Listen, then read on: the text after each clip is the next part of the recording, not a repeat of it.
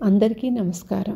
అమ్మ మాట అమ్మాయి బాట ఛానల్‌కి స్వాగతం. కథ చెప్పుకుందామా? మధ్యలో స్కిప్ చేయకుండా చివరి వరకు వినండి. లైక్ చేసి షేర్ చేయండి. పనికిరాని హితబోధలు. చక్రధరపురంలో విష్ణు శర్మ అనే నిరుపేద ఉండేవాడు. అతని భార్య పరమగయ్యాళి. మూలిగే నక్క మీద తాటికాయ పడినట్లు అసలే దారిద్ర్యంతో సతమతమవుతున్న విష్ణు శర్మను భార్య రోజూ తిట్టిపోస్తూ, నిన్ను కట్టుకున్నందుకు పడరాని పాట్లు పడుతున్నాను, పెళ్ళానికి తిండి కూడా పెట్టలేని వాడివి, ఏమని పెళ్లి చేసుకున్నావు అని సాధించేది.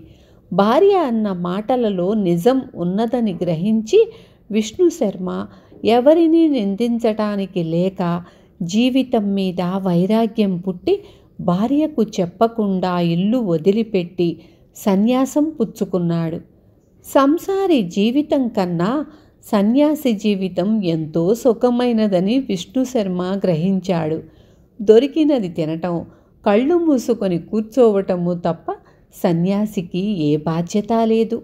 ఈ రహస్యం తెలియక ఎంతోమంది సంసారులు నరకప్రాయమైన జీవితం జీవిస్తున్నారని, వారందరినీ తన హితబోధల ద్వారా ఉద్ధరించవచ్చునని, ఆ విధంగా మానవ జాతికి ఎంతో మేలు చెయ్యవచ్చునని విష్ణు శర్మ నిర్ణయించుకున్నాడు. అతను శ్రీపురం అనే గ్రామం వస్తూనే ఒక ఇంటి ముందు అనేక మంది మనుషులు బారుగా నిలబడి ఉండటం చూసి నిలుచున్న వారిని ఎందుకు నిలుచున్నారని అడిగాడు. అయ్యా, ఈ ఇల్లు సుబ్బిశెట్టి గారనే వడ్డీ వ్యాపారిది. ఆయన బంగారము, ఇతర వస్తువులు తాకట్టు పెట్టుకొని అందరికీ అప్పులిస్తాడు. వడ్డీతో సహా బాకీ తీర్చగానే తాకట్టు విడిపించుకొని ఎవరి వస్తువు వాళ్ళు తీసుకుపోవచ్చు అన్నారు వాళ్ళు. వెంటనే విష్ణు శర్మ సుబ్బిశెట్టి దగ్గరకు వెళ్ళి, అయ్యా, మీరు చేసేది ఘోరాతి ఘోరమైన పాపం. చచ్చిపోయేటప్పుడు ఈ డబ్బు వెంట రాదు అని హితబోధ చేశాడు. ఏం సన్యాసివయ్యా నువ్వు? ఈ పాటి నాకు తెలియదని చెప్పవచ్చావా? డబ్బు సంపాదించలేని వాళ్ళు సన్యాసులై చచ్చు వేదాంతం చెబుతారు. నీకే డబ్బుంటే సన్యాసివి అయి ఉండేవాడివేనా అని శెట్టి అడిగాడు. అందులో నిజం ఉన్నదని విష్ణు శర్మకు అనిపించింది. ఇక ఎవరికీ డబ్బు గురించి హితబోధ చెయ్యకూడదని తీర్మానించుకున్నాడు. మర్నాడు అతను ధర్మపురి చేరుకొని అక్కడ నది ఒడ్డున దిగులుగా కూర్చొని ఉన్న ఒక మనిషిని చూసి అతని విచారానికి కారణం అడిగాడు. అయ్యా, నేను నా భార్య ఈ నది దాటుతుంటే మధ్యలో పడవ మునిగి నా భార్య చనిపోయింది. ఈదుకుంటూ ఈ ఒడ్డుకు వచ్చాను.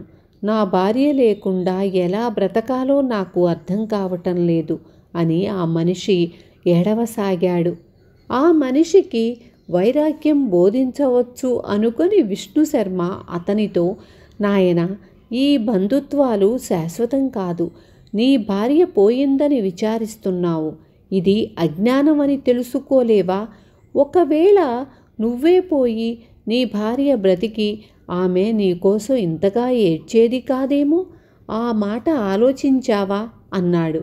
ఆ మనిషి మండిపడి, నా భార్య సంగతి నీకేం తెలుసునని ఆ కోత కూశావు?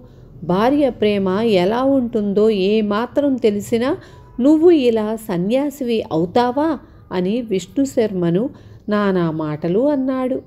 అందులోనూ నిజం ఉన్నదనిపించింది విష్ణు శర్మకు.